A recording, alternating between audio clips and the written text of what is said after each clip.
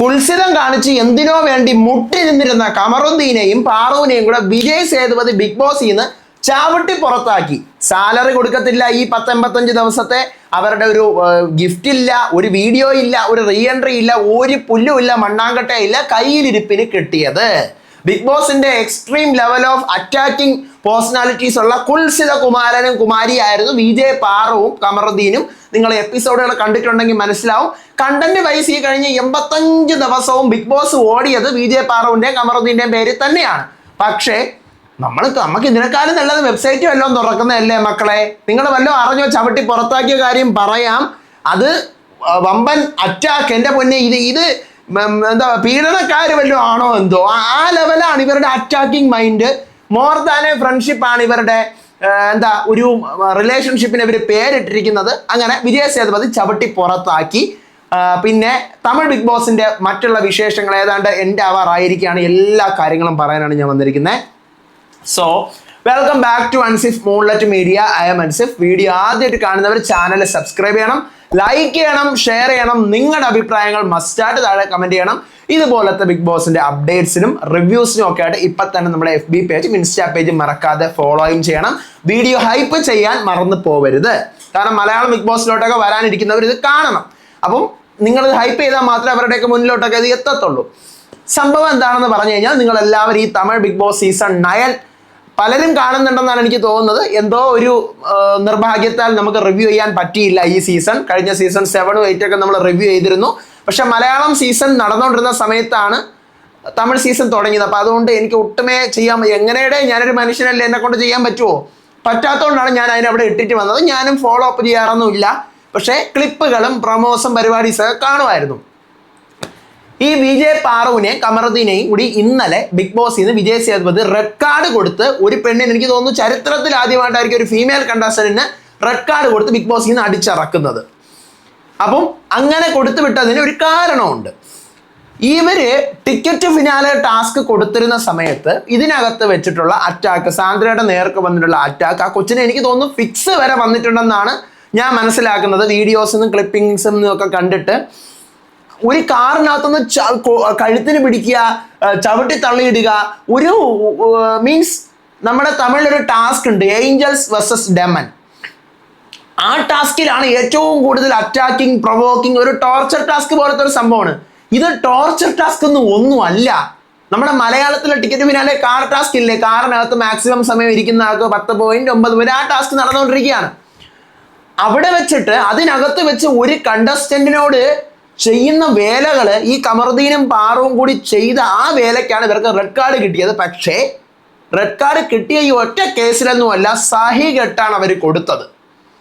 സംഭവം നമ്മളിനി എത്രയൊക്കെ കമറുദ്ദീനെയും വിജയ്, പാറുവിനെയും കുറ്റം പറഞ്ഞാലും ഷോ 85 ദിവസം ഓടിയത് പാറുവിന്റെ പേരിൽ തന്നെയാണ്. എന്തുകൊണ്ട് ഓടിയെന്ന് വെച്ച് കഴിഞ്ഞാൽ, സീസൺ 6 ജാസ്മിൻ ജാഫറിന്റെ പേരിൽ ഒത്തിരി നെഗറ്റിവിറ്റി, ജാസ്മിൻ ജാഫർ ഗബ്രി വിഷയം പ്രേമമാണോ, കാതലാണോ, ഇഷ്കാണോ, ഫ്രണ്ട്ഷിപ്പാണോ, എന്താണ് എന്നുള്ളത് ഒരു അത്രയും തന്നെ നമ്മൾ മലയാളികൾക്ക്, എനിക്കല്ല മലയാളികൾക്ക് സഹിക്കാൻ പറ്റാത്ത ഇതായിരുന്നല്ലോ അവരുടെ ആ ഒരു ടൈപ്പ് ഓഫ് കോണ്ടന്റ്.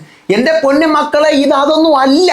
ഇതൊന്നും ഞാൻ കാണിച്ചു തരാം. ഇങ്ങനെ വിജയ്, പാറു ഇങ്ങനെ ഇരിക്കും, കമറുദ്ദീൻ ഇങ്ങനെ ഇങ്ങനെ തട്ടും, കൈ കെട്ടില്ല. അപ്പൊ കമർ ഇങ്ങനെ താഴോട്ട് നോക്കേ, വിജയ് പാറുവിന്റെ താഴോട്ട്, അപ്പൊ വിജയ് പാറു മുകളിലോട്ട്.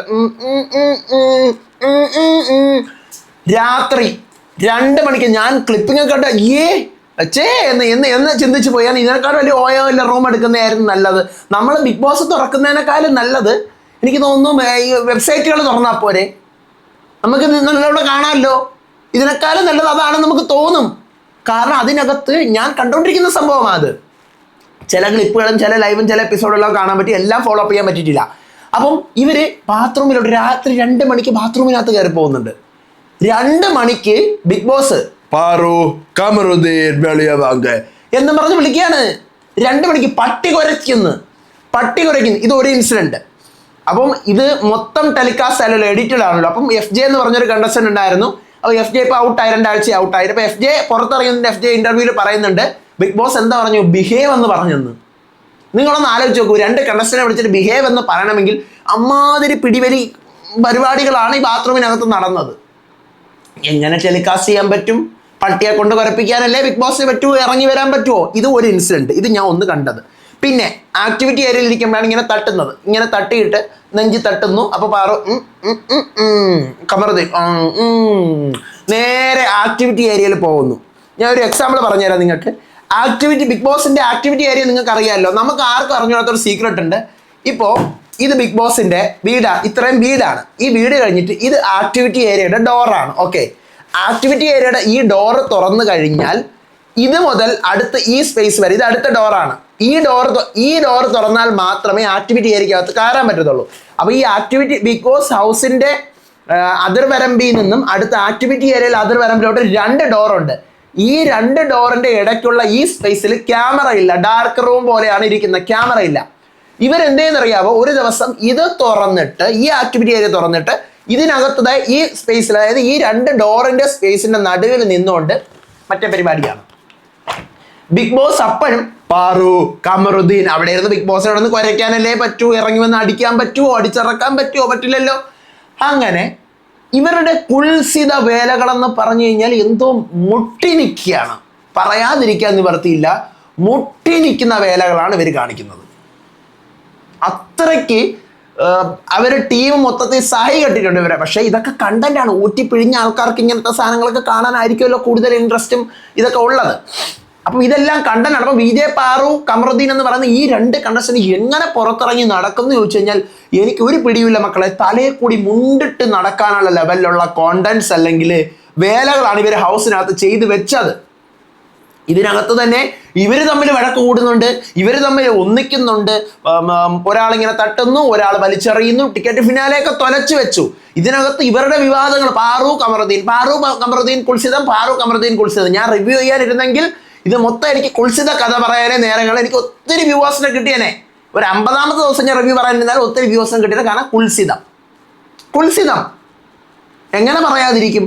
പീഡകരം ബലാത്സംഗക്കാരനും ഒക്കെ ആയിട്ട് മാറി, പലരും ഇതിനകത്ത് മാറിയിരിക്കുകയാണ്. ആ കാറിനകത്ത് ടിക്കറ്റ് ഫിനാലെ സീൻ, ഞാൻ പറയുന്നത് ഇറ്റ്സ് എ ടിക്കറ്റ് ഫിനാലെ, അല്ലാതെ ഇതിനകത്ത് കിടന്ന് അങ്ങോട്ടും ഇങ്ങോട്ടും ഉന്തും തള്ളും മറ്റതും മറിച്ചതും അല്ല. ടിക്കറ്റ് ഫിനാലെ എന്താണ്? ടിക്കറ്റ് ഫിനാലെ അവിടെ മാക്സിമം എൻഡോറൻസ് ടാസ്ക് കൊടുക്കുന്നത് മാക്സിമം അവർക്ക് അവിടെ സർവൈവ് ചെയ്യാനാണ്. എൻഡോറൻസ് ടാസ്കിനകത്ത് ബാക്കിയുള്ളവരെ കുതുകാല് വെട്ടാൻ പറ്റത്തില്ല.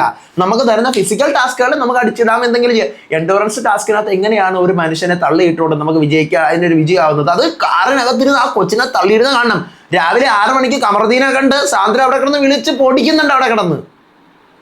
അവിടെ കിടന്ന് വിളിച്ച് പൊടിച്ച് ഫിക്സ് വന്നാണ് കിടന്ന് ബഹളം വെച്ച്.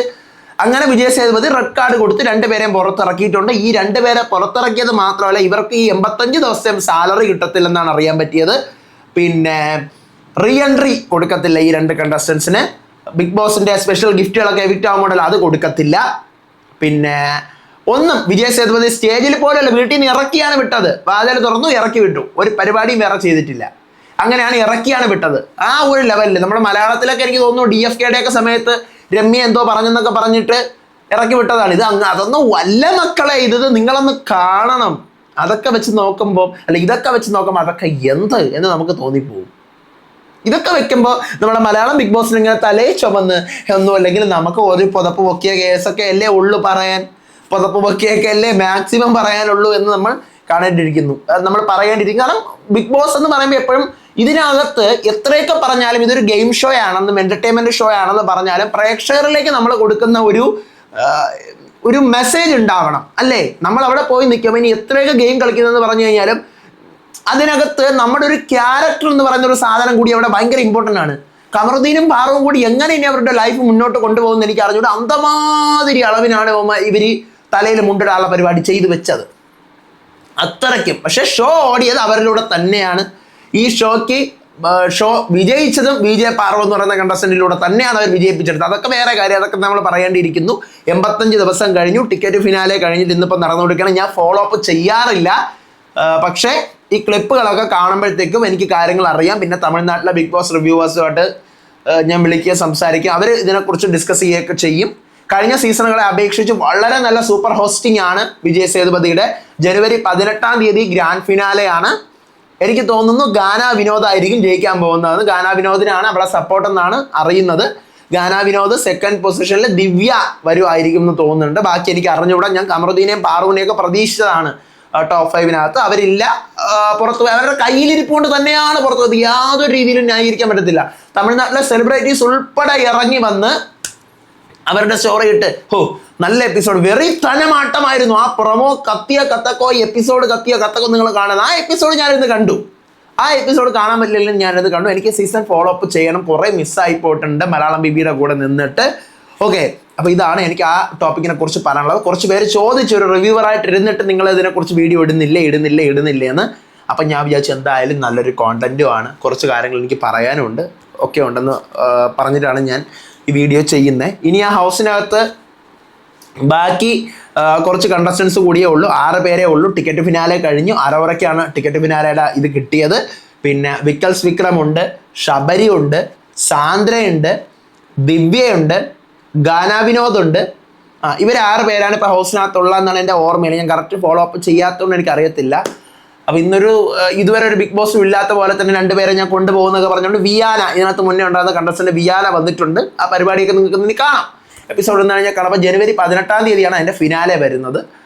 ചെന്നൈയിൽ പോയി കഴിഞ്ഞാൽ നിങ്ങൾക്ക് ഫിനാലെയൊക്കെ നേരിട്ട് കാണാൻ പറ്റും. അപ്പോൾ ഇത്രയേ ഉള്ളൂ എനിക്ക് പറയാനായിട്ട്. നിങ്ങളുടെ ഒപ്പീനിയൻസ് എന്തായാലും നിങ്ങൾ മസ്റ്റായിട്ട് താഴെ കമൻറ്റ് ചെയ്യുക. വിജയ് പാറവിനെയും കമറുദ്ദീനെയൊക്കെ സപ്പോർട്ട് ചെയ്യുന്ന ഒത്തിരി ആൾക്കാരുണ്ടാവും, എനിക്കറിയാം. ഏഞ്ചൽസ് വേഴ്സസ് ഡെമൺ അല്ല ബിഗ് ബോസ്, അത് ഇറ്റ്സ് ജസ്റ്റ് എ ടാസ്ക് ആണ്. അപ്പം ഇങ്ങനെ ഇവർ കാണിച്ചു കൂട്ടുമ്പോൾ ഇവർ പുറത്ത് പോകണമെന്ന് തന്നെയാണ് എൻ്റെ ഒപ്പീനിയൻ. ഇനിയും ഇവരെ സപ്പോർട്ട് ചെയ്തുകൊണ്ടിരിക്കുന്നവർക്ക് എനിക്ക് പറയാം, ഇവർക്ക് കണ്ണിന് കാണാത്ത എൻ്റെ ഒരു 15 ദിവസത്തോടെ നിന്നിരുന്നെങ്കിൽ മിക്കവാറും അതിനകത്തുനിന്ന് പിള്ളേരൊക്കെ ജനിച്ചിറങ്ങി പോകാനുള്ള ലെവലിലാണ് അതിനകത്ത് കാര്യങ്ങളൊക്കെ. മിക്കവാറും ഞാൻ വിചാരിച്ചിരുന്നു ചില സീനൊക്കെ, ചില ക്ലിപ്പൊക്കെ കാണുമ്പോൾ വിജയ് പറയും, എൻ്റെ അമ്മ എന്ത് വിചാരിക്കും ഇത് കാണുമ്പോൾ, ഞാൻ പുറത്ത് വന്നിട്ട് നിന്നെ കെട്ടിക്കോളാം, നീ പേടിക്കണം. അപ്പം ഞാൻ ക്ലിപ്പല്ലേ കാണുന്നത്. അപ്പം ഞാൻ വിളിച്ച ഉടനെ ബിഗ് ബോസ് റിവ്യൂവേഴ്സ് തമിഴ്നാട്ടിൽ അവരുടെ ചോദിക്കണം, ഇതെന്താ പാറു പ്രഗ്നന്റ് വല്ലോ ആയോ, അങ്ങനെയാണല്ലോ അവർ സംസാരിക്കുന്നത്. ஐயோ அது இல்லை ப்ரோ, நீங்கள் பார்த்தது அப்படி கிளிப்பு பார்க்கும்போது அப்படி தான் தெரியும், அது அப்படி இப்படி எதுவும் இல்லை, அது பார்க்கும்போது அப்படி தான் தோணுது, അങ്ങനെ പറയും. കാരണം അങ്ങനെയാണ് നമുക്ക് ഫീൽ ചെയ്യുന്നത്. എപ്പിസോഡ് കാണുന്നവർക്ക് ഉറപ്പാണ് അങ്ങനെ കരുതത്തുള്ളൂ. ഒന്നും പറയാനില്ല മക്കളെ, എനിക്കൊന്നും പറയാനില്ല. ഇനിയും അവരെ സപ്പോർട്ട് ചെയ്തുകൊണ്ട് വരുന്ന കമൻസ് അവരോട് പുച്ഛം മാത്രം, അത്രേ പറയാനുള്ളൂ. അടുത്ത വീഡിയോ ആയിട്ട് വരാം, വിശേഷമായിട്ട് വരാം. പുതിയ റിയാലിറ്റി ഷോ ദ 50 തുടങ്ങാൻ പോകുന്നുണ്ട്. അതിൻ്റെ വിശേഷങ്ങളൊക്കെ ആയിട്ട് ഞാൻ അടുത്ത വീഡിയോയിൽ വരുന്നതായിരിക്കും. ബിഗ് ബോസ് സീസൺ 8 മലയാളത്തിൻ്റെ വിശേഷങ്ങളായിട്ട് വരാം. അപ്പോൾ ഇതുപോലത്തെ വിശേഷങ്ങൾക്കും ബിഗ് ബോസിൻ്റെ അപ്ഡേറ്റ്സിനും റിയാക്ഷൻ വീഡിയോസിനൊക്കെ മറക്കാതെ മടിക്കാതെ നമ്മുടെ ചാനൽ സബ്സ്ക്രൈബ് ചെയ്യണം, വീഡിയോ ലൈക്ക് ചെയ്യണം, ഷെയർ ചെയ്യണം. നിങ്ങളുടെ ഒപ്പീനിയൻസ് മസ്റ്റായിട്ട് താഴെ കമൻറ്റ് ചെയ്യണം. അടുത്ത വീഡിയോ ആയിട്ട് വരാം, വിശേഷമായിട്ട് വരാം. അതുവരേക്കും ബൈ ബൈ.